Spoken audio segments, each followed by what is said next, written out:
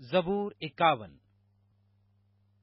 اے خدا، اپنی شفقت کے مطابق مجھ پر رحم کر، اپنی رحمت کی کثرت کے مطابق میری خطائیں مٹا دے، میری بدی کو مجھ سے دھو ڈال اور میرے گناہ سے مجھے پاک کر، کیونکہ میں اپنی خطاؤں کو مانتا ہوں اور میرا گناہ ہمیشہ میرے سامنے ہے۔ میں نے فقط تیرا ہی گناہ کیا ہے اور وہ کام کیا ہے جو تیری نظر میں برا ہے، تاکہ تو اپنی باتوں میں راست ٹھہرے اور اپنی عدالت میں بے عیب رہے۔ دیکھ، میں نے بدی میں صورت پکڑی اور میں گناہ کی حالت میں ماں کے پیٹ میں پڑا۔ دیکھ، تو باطن کی سچائی پسند کرتا ہے اور باطن ہی میں مجھے دانائی سکھائے گا۔ زوفے سے مجھے پاک کر تو میں پاک ہوں گا، مجھے دھو اور میں برف سے زیادہ سفید ہوں گا۔ مجھے خوشی اور خرمی کی خبر سنا، تاکہ وہ ہڈیاں جو تو نے توڑ ڈالی ہیں شادمان ہوں۔ میرے گناہوں کی طرف سے اپنا منہ پھیر لے اور میری سب بدکاری مٹا ڈال۔ اے خدا، میرے اندر پاک دل پیدا کر اور میرے باطن میں اثر نو مستقیم روح ڈال۔ مجھے اپنے حضور سے خارج نہ کر اور اپنی پاک روح کو مجھ سے جدا نہ کر۔ اپنی نجات کی شادمانی مجھے پھر عنایت کر اور مستعد روح سے مجھے سنبھال۔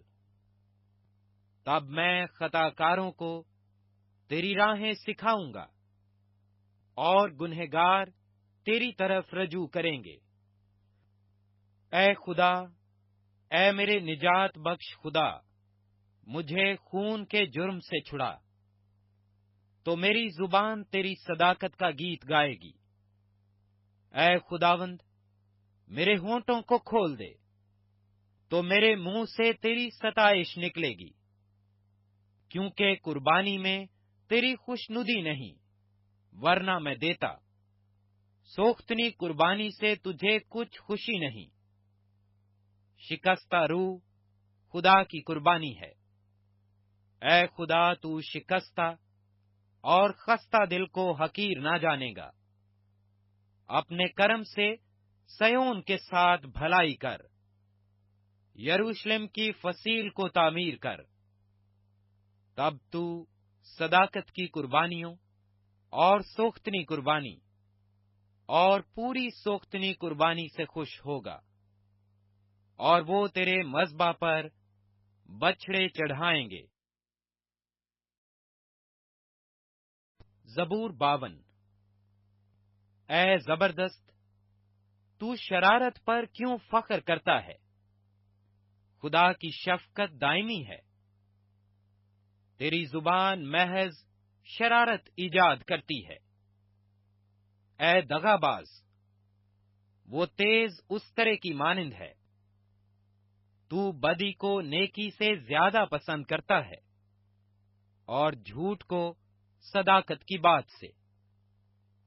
اے دغا باز زبان، تو مہلک باتوں کو پسند کرتی ہے۔ خدا بھی تجھے ہمیشہ کے لیے ہلاک کر ڈالے گا۔ وہ تجھے پکڑ کر تیرے خیمہ سے نکال پھینکے گا اور زندوں کی زمین سے تجھے اکھاڑ ڈالے گا۔ صادق بھی اس بات کو دیکھ کر ڈر جائیں گے اور اس پر ہنسیں گے کہ دیکھو، یہ وہی آدمی ہے جس نے خدا کو اپنی پناہ گاہ نہ بنایا، بلکہ اپنے مال کی فراوانی پر بھروسہ کیا اور شرارت میں پکا ہو گیا۔ لیکن میں تو خدا کے گھر میں زیتون کے ہرے درخت کی مانند ہوں۔ میرا توکل عبدالعباد خدا کی شفقت پر ہے۔ میں ہمیشہ تیری شکر گزاری کرتا رہوں گا، کیونکہ تو ہی نے یہ کیا ہے، اور مجھے تیرے ہی نام کی آس ہوگی، کیونکہ وہ تیرے مقدسوں کے نزدیک خوب ہے۔